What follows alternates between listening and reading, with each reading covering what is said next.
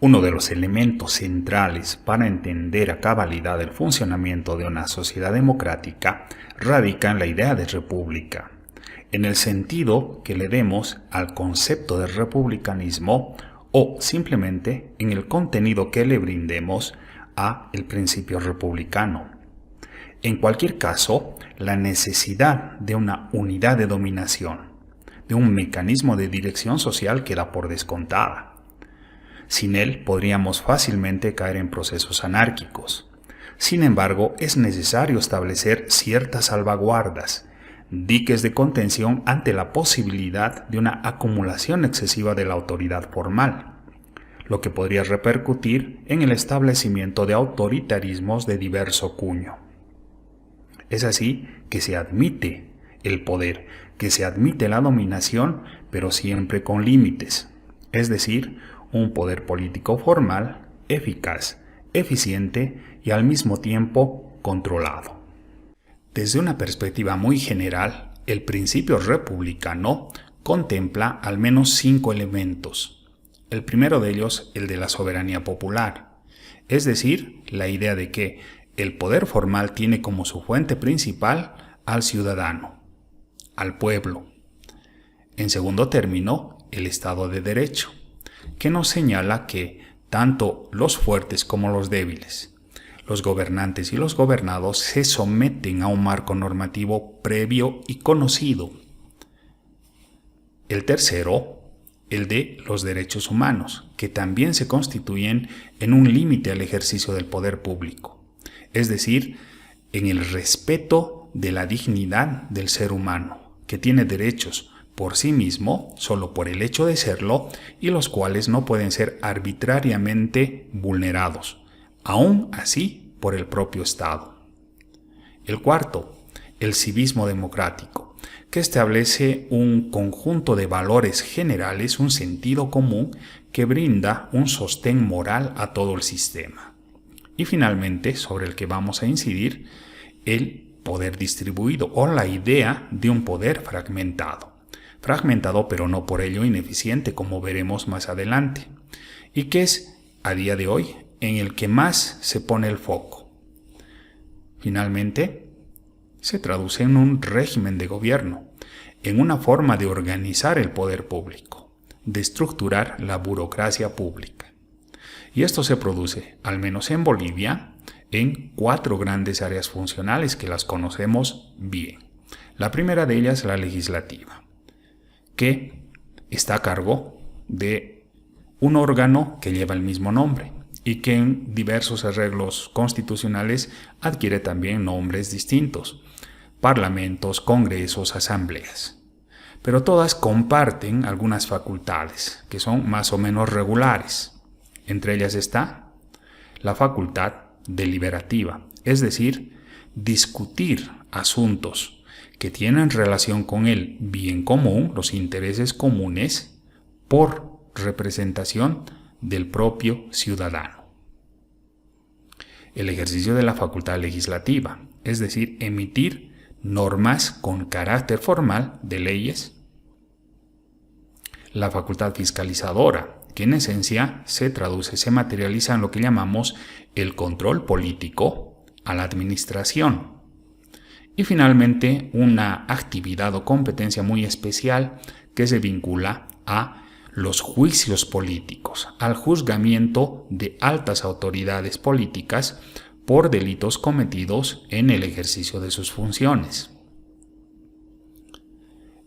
El área funcional ejecutiva, ejercida en nuestro país por el órgano ejecutivo unipersonal a la cabeza del presidente o presidenta de la República, y cuyas facultades centrales son, primero, la de ejecutar, la facultad ejecutiva, que finalmente se traduce en políticas, obras y servicios públicos, con una dirección, una finalidad concreta: materializar y garantizar los derechos de las personas, ¿no? Y la otra, que es no menos importante, la facultad reglamentaria de carácter general, erga omnes, como solemos llamar los juristas, ¿verdad?, que en realidad tiene un engarce en la ley, pero también tiene un espacio de regulación de la vida social muy amplio. Por lo tanto, no hay que en ningún momento menospreciarlo. La función o área funcional judicial, que tiene una sola función, pero muy importante, la de mantener la paz social, reconducir la violencia permanente, innata a toda sociedad por cauces lo menos violentos posibles, a cargo del órgano judicial, y que finalmente tiene la función de juzgar, esto es, dirimir conflictos interpersonales, intergrupales, interempresariales de todo tipo, y de estos con el Estado también, aplicando normas, ¿no? Algo muy cercano al Estado de Derecho. Finalmente, el electoral o la función electoral, que en Bolivia ha adquirido el carácter o estatus de órgano de gobierno con la Constitución de 2009, a cargo del órgano electoral, claro, y cuyas funciones centrales son, primero, gestionar los procesos de recambio periódico de las autoridades públicas, es decir, los procesos electorales.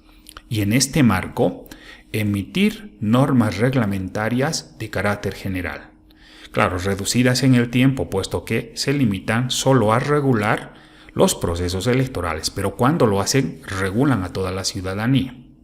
Y ahí su importancia, ¿verdad? Todo este conjunto de funciones las vamos a denominar como funciones de núcleo duro, funciones centrales, funciones que tienen su engarce en la distribución que la Constitución efectúa acerca del poder, funcionalmente hablando. Vale decir, son funciones constitucionales que son asignadas a estos 4 órganos de poder. Por lo tanto, son muy especiales y deben ser así tratadas. Pero paralelamente, para que esto funcione, como ocurre en cualquier organización, tenemos otro tipo de funciones, llamadas de autogestión o de autogobierno institucional, que también son importantes, puesto que sin ellas las centrales, estas de núcleo duro, no encontrarían sentido, no podrían ejecutarse. Y son, o se traducen en funciones de reglamentación interna, de ejecución y administración también interna, y de funciones disciplinarias, de vigilar el correcto desarrollo del ejercicio de la función pública en sus respectivas áreas, y en caso de identificar responsabilidades en aplicación del debido proceso administrativo, imponer sanciones. Estas son, digamos, funciones a las que vamos a denominar de sostén institucional. No menos importantes, pero distintas. Las primeras, ya sabemos, se vinculan, son de grado muy político y se vinculan centralmente a lo que la Constitución establece. Y estas otras sostienen, impulsan el desarrollo de las primeras. Ahora bien, ¿cuáles son los principios generales que regulan el funcionamiento de todo este entramado organizativo?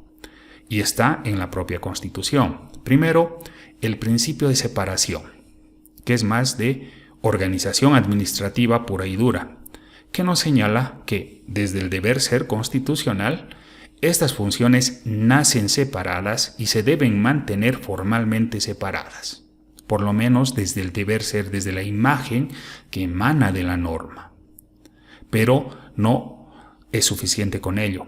Además de verse separadas, de haber nacido estas funciones separadas, deben operar de forma independiente. El ser con el deber ser, ¿no es cierto? Por lo tanto, estas dos funciones se vinculan centralmente a lo que habíamos visto antes, la idea de poder distribuido. Que no se mezclen las funciones, que un poder, por ser más fuerte que los otros, no los colonice, ¿no? Y deriva, por supuesto, con mayor facilidad, quiero decir, hacia un poder controlado, pues esta fragmentación, esta compartimentalización posibilita el logro de ciertos equilibrios, ¿no? De controles mutuos, pesos y contrapesos. Por lo tanto, yo asumiría que estos son factores, estos principios operan como factores permanentes a todo el funcionamiento estatal. Pues se vinculan a la democracia, al lo que decíamos, el poder distribuido, en este caso de manera funcional, y que se complementa con un poder distribuido también en el espacio, en el territorio, principalmente en los estados de modelo compuesto. Pero a estos dos principios centrales se añaden otros dos. El de coordinación, por un lado, puesto que aquello que finalmente ha sido separado debe también reintegrarse, ya que el Estado en su conjunto opera con una finalidad común. Ya les he dicho, en el caso boliviano, el artículo 9, que impone como finalidad estatal de todo este aparato y también de los aparatos subnacionales el de garantizar y materializar los derechos de las personas, lo que llamamos gestión pública basada en derechos. Por lo tanto, las actuaciones deben ser coordinadas sin desportillar, ¿no es cierto?, estas funciones de núcleo duro, sin vulnerar el principio de separación e independencia. A ello se añade el principio de cooperación, que es todavía más concomitante y que opera por necesidad y acuerdo, puesto que para ejercer con eficacia y eficiencia cada una de estas facultades es probable que un órgano requiera de la cooperación de otro. Sin embargo, tanto la coordinación y la cooperación, que si bien propenden a la eficacia y la eficiencia, es decir, el establecimiento de un poder que además de controlado sea también un poder útil para el logro de sus objetivos, se constituyen en factores concomitantes, que primero operarán por acuerdo y se guiarán por la necesidad de la gestión. Se coordinará y cooperará cuando sea necesario. Y cuando no lo sea, pues no, ¿verdad? Puesto que siempre tendrán preponderancia los otros dos primeros. Ahora, el ejercicio de la coordinación y la cooperación debe realizarse con cautela, puesto que a partir de ellos también puede ser que alguno de estos órganos, generalmente el Ejecutivo, que es el que más recursos de poder y materiales aglutina, colonice mediante ellos a los otros, ¿no?, que sería el riesgo. Ahora bien, esto nos lleva a un estado de equilibrio, ¿verdad? Porque el ciudadano lo que finalmente busca es, si bien un poder controlado, democrático, también un poder eficaz y eficiente. Y cuando estos dos elementos concurren, encontraríamos algo a lo que denomino un equilibrio democrático. Algo que, por supuesto, va a precautelar la buena salud del sistema. Conmigo, hasta cualquier rato.